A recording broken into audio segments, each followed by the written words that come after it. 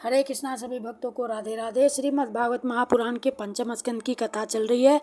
आज की कथा है नरकों की विभिन्न गतियों का वर्णन, जो पंचम स्कंद की अंतिम अध्याय है। तो पहले भगवान नाम संकीर्तन करना है। श्री कृष्ण गोविंद हरे मुरारे, हे नाथ नारायण वासुदेव। श्री कृष्ण गोविंद हरे मुरारे, हे नाथ नारायण वासुदेव। हे नाथ नारायण वासुदेव। हरे कृष्णा कृष्णा कृष्णा हरे हरे, हरे रामा राम राम हरे हरे। हरे कृष्णा कृष्णा कृष्णा हरे हरे, हरे राम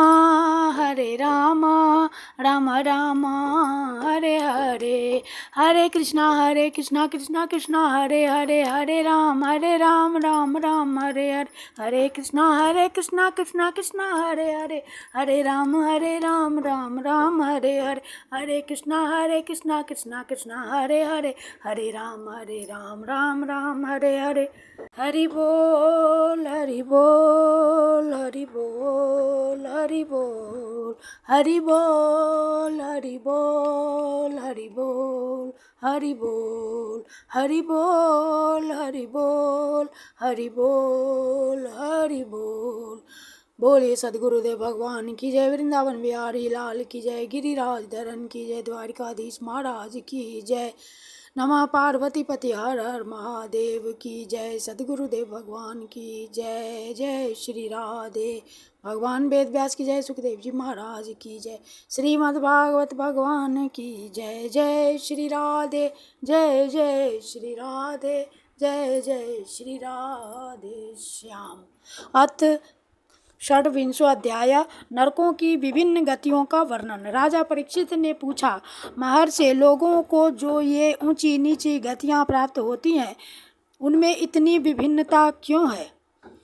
श्री सुखदेव जी ने कहा, राजन, कर्म करने वाले पुरुष सात्विक, राजस और तामस 3 प्रकार के होते हैं तथा उनकी श्रद्धाओं में भी भेद रहता है। इस प्रकार स्वभाव और श्रद्धा के भेद से उनके कर्मों की गतियां भी भिन्न भिन्न होती हैं और न्यूनाधिक रूप में ये सभी गतियां सभी कर्ताओं को प्राप्त होती है। इसी प्रकार निषिद्ध कर्म रूप पाप करने वालों को भी उनकी श्रद्धा की असमानता के कारण समान फल नहीं मिलता। अतः अनादि अविद्या के वशीभूत होकर कामना पूर्वक किए हुए उन निषिद्ध कर्मों के परिणाम में जो हजारों तरह की नारकी गतियां होती हैं, उनका विस्तार से वर्णन करेंगे। राजा परीक्षित ने पूछा, भगवान, आप जिनका वर्णन करना चाहते हैं वे नरक इसी पृथ्वी के कोई देश विशेष है अथवा त्रिलोकी से बाहर या इसी के भीतर किसी जगह है?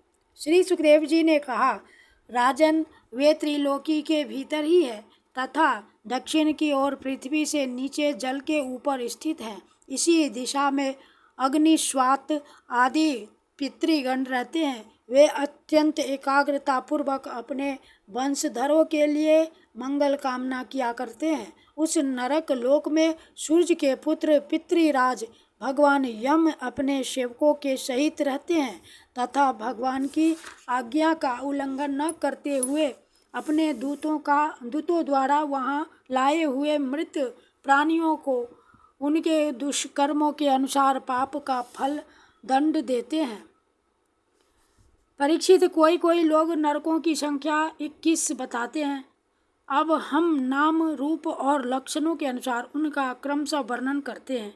उनके नाम ये हैं: तामिस्त्र, अंधतामिस्त्र, रौरव, महारौरव, कुंभीपाक, कालसूत्र, असीपत्रवन, शुकरमुख, अंधकूप, कृमिभोजन, संदंश, विषसन, लालाभक्ष, सारमेयादन, अविची और अयहपान। इनके सिवा क्षार, कर्दम, रक्षोगण भोजन, शूल प्रोत, दंत सूक, अवट निरोधन, प्रजावर्तन और सूची मुख, ये 7 और मिलाकर कुल 28 नरक तरह तरह की यातनाओं को भोगने के स्थान हैं। जो पुरुष दूसरों के धन, संतान अथवा स्त्रियों का हरण करता है उसे अत्यंत भयानक यमदूत कालपाश में बांधकर बलात् कामिश्र नरक में गिरा देते हैं। उस अंधकार में नरक में उसे अन्न जल न देना, डंडे लगाना और भय दिखलाना आदि अनेक प्रकार के उपायों से पीड़ित किया जाता है। इससे अत्यंत दुखी होकर वह एकाएक मूर्छित हो जाता है। इसी प्रकार जो पुरुष किसी दूसरे को धोखा देकर उसकी स्त्री आदि को भोगता है वह अंधतामिश्र नरक में पड़ता है। वहाँ की यातनाओं में पड़कर वह जड़ से कटे हुए वृक्ष के समान वेदना के मारे सारी शुद्ध बुद्ध खो बैठता है और उससे कुछ भी नहीं सूझ पड़ता।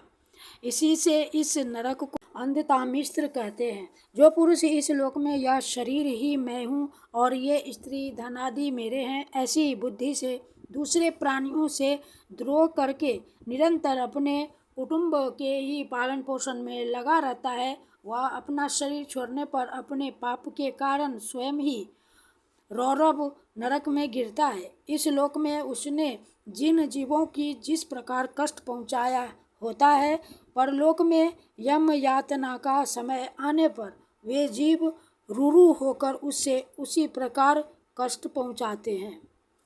इसीलिए इस नरक का नाम रौरव है।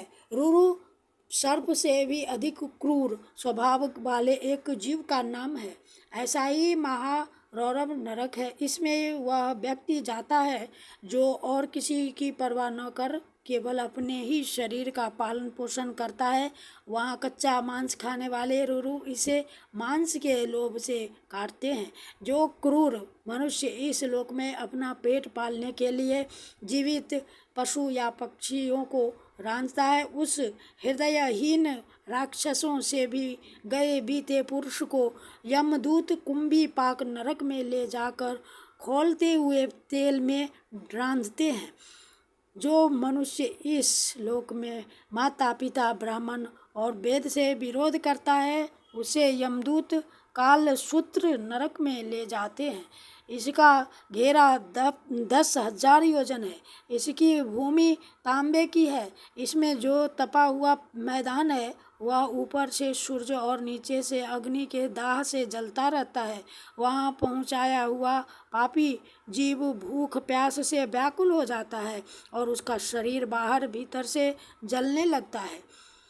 उसकी बेचैनी यहाँ तक बढ़ती है कि वह कभी बैठता है, कभी लेटता है, कभी छटपटाने लगता है, कभी खड़ा होता है और कभी इधर उधर दौड़ने लगता है। इस प्रकार उस नर पशु के शरीर में जितने रोम होते हैं उतने ही 1000 वर्ष तक उसकी यह दुर्गति होती रहती है।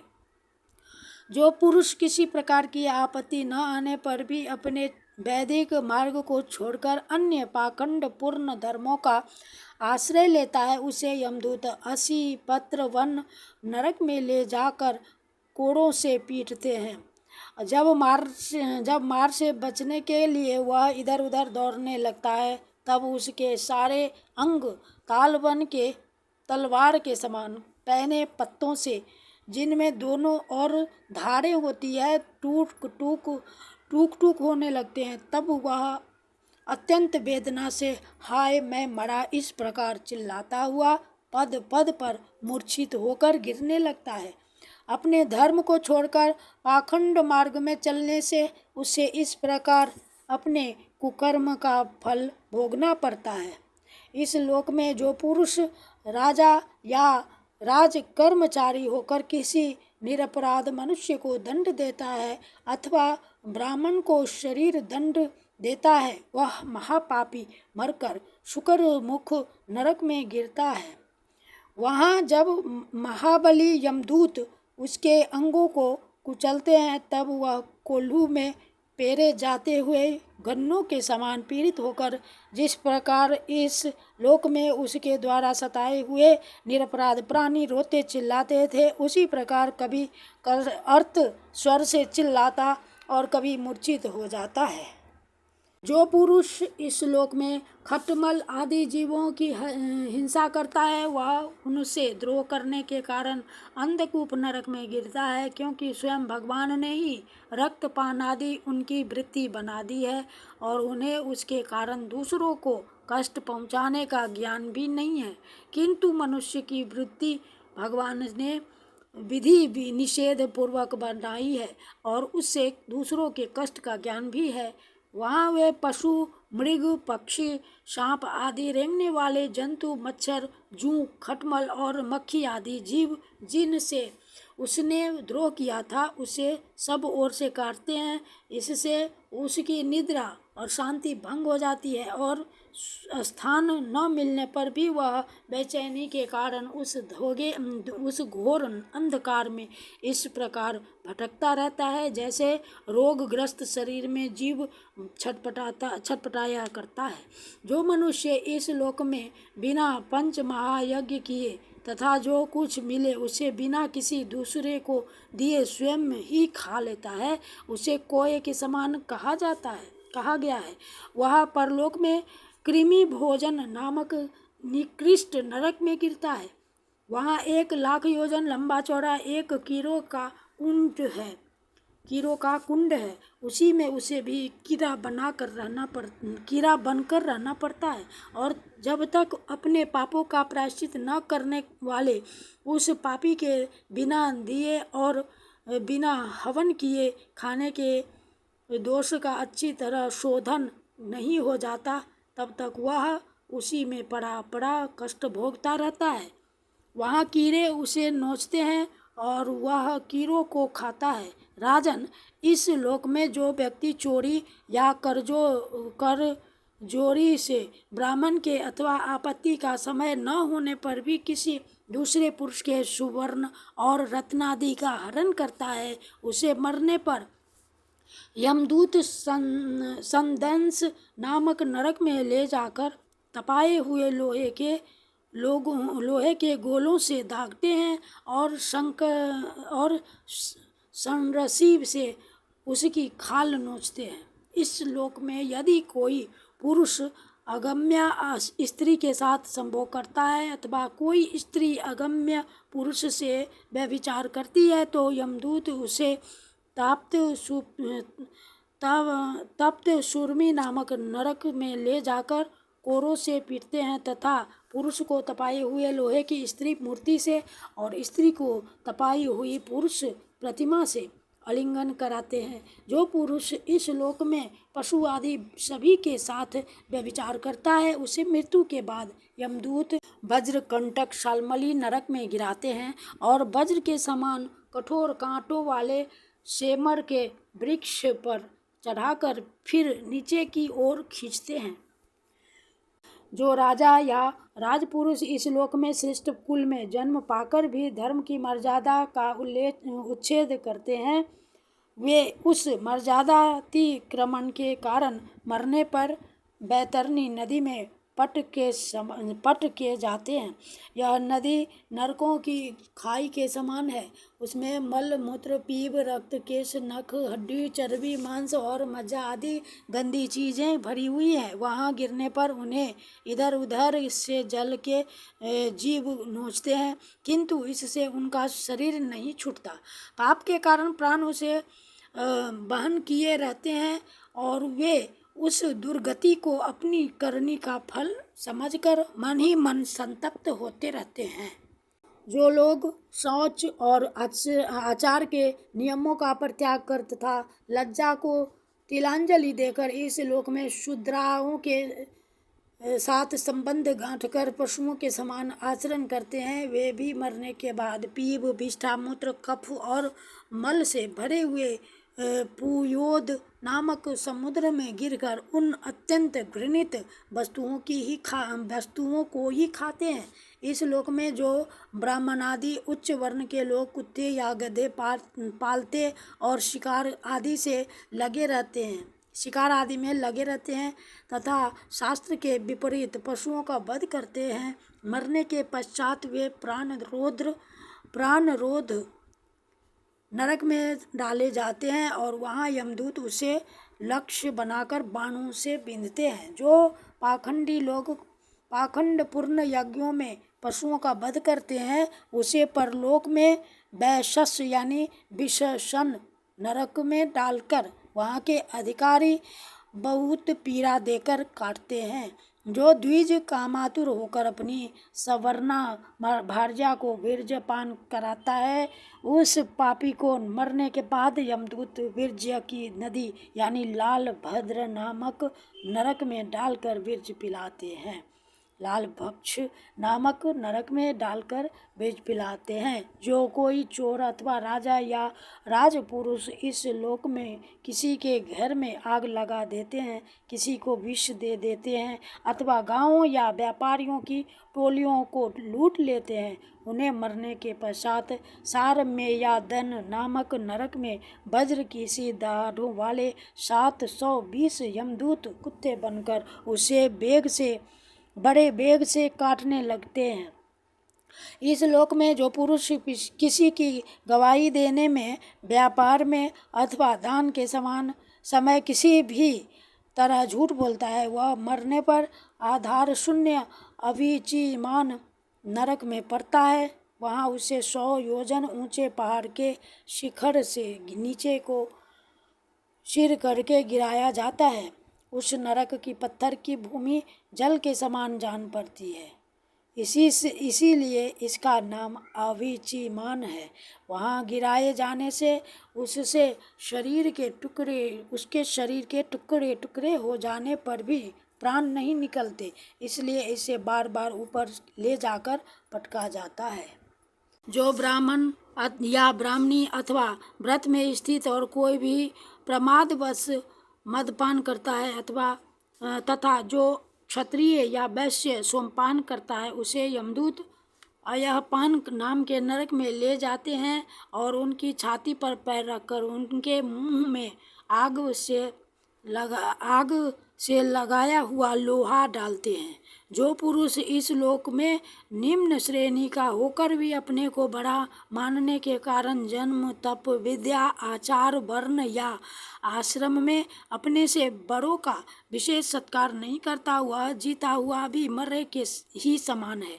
उसे मरने का क्षारकर्दम नाम के नरक में नीचे को सिर करके गिराया जाता है और वहाँ उसे अनंत पीड़ाएं भोगनी पड़ती हैं। जो पुरुष इस लोक में नर मेधादि के द्वारा भैरव यक्ष राक्षस आदि का यजन करते हैं और जो स्त्रियां पशुओं के समान पुरुषों को खा जाती हैं, उससे वे पशुओं की तरह मारे हुए पुरुष यमलोक में राक्षस होकर तरह तरह की यातनाएं देते हैं और रक्षोगण भोजन नामक नरक में कसाईयों के समान कुल्हाड़ी से काट काट कर उसका लोहू पीते हैं तथा जिस प्रकार वे मांस भोजी पुरुष इस लोक में उनका मांस भक्षण करके आनंदित होते थे, उसी प्रकार वे भी उनका रक्तपान करते और आनंदित होकर नाचते गाते हैं। इस लोक में जो लोग वन या गांव के निरपराध जीवों को जो सभी अपने प्राणों को रखना चाहते हैं, तरह तरह के उपायों से फुसलाकर अपने पास बुला लेते हैं और फिर उन्हें कांटे से बेंधकर या रस्सी से बांधकर खिलवाड़ करते हुए तरह तरह की पीड़ाएं देते हैं। उन्हें भी मरने के पश्चात यम यातनाओं के समय शूल प्रोत नामक नरक में शूलों से बेधा जाता है।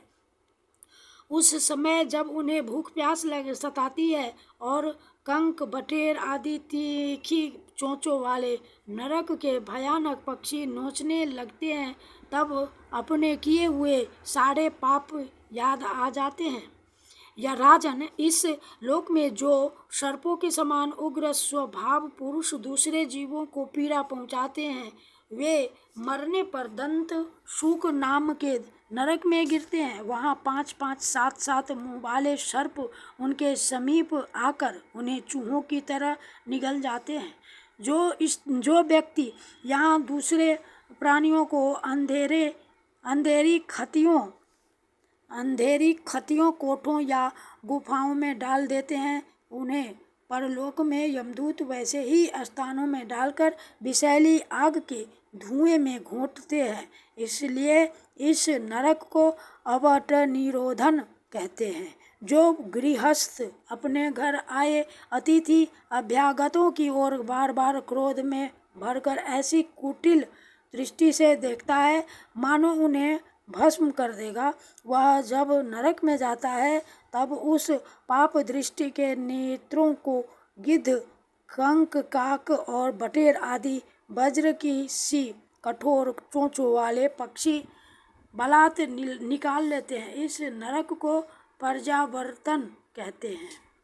इस लोक में जो व्यक्ति अपने को बड़ा धनवान समझकर अभिमानवश सबको टेढ़ी नज़र से देखता है और सभी पर संदेह कर रखता है, धन के व्यय और नाश की चिंता से जिसके हृदय और मुंह सूखे रहते हैं, अतः तनिक भी चैन न मानकर जो यक्ष के समान धन की रक्षा में ही लगा रहता है तथा पैसा पैदा करने, बढ़ाने और बचाने में ही तरह तरह के पाप करता रहता है, वह नराधम मरने पर शुचि मुख नरक में गिरता है। वहाँ उस अर्थ पिशाच पापात्मा के सारे अंगों को यमराज के दूत दर्जियों के समान सुई धागे से सीते हैं। राजन, यमलोक में इसी प्रकार के सैकड़ों हजारों नरक हैं। उनमें जिनका यहाँ उल्लेख हुआ है और जिनके विषय में कुछ नहीं कहा गया, उन सभी में सब अधर्म परायण जीव अपने कर्मों के अनुसार बारी बारी से जाते हैं। इसी प्रकार धर्मात्मा पुरुष स्वर्ग आदि में जाते हैं।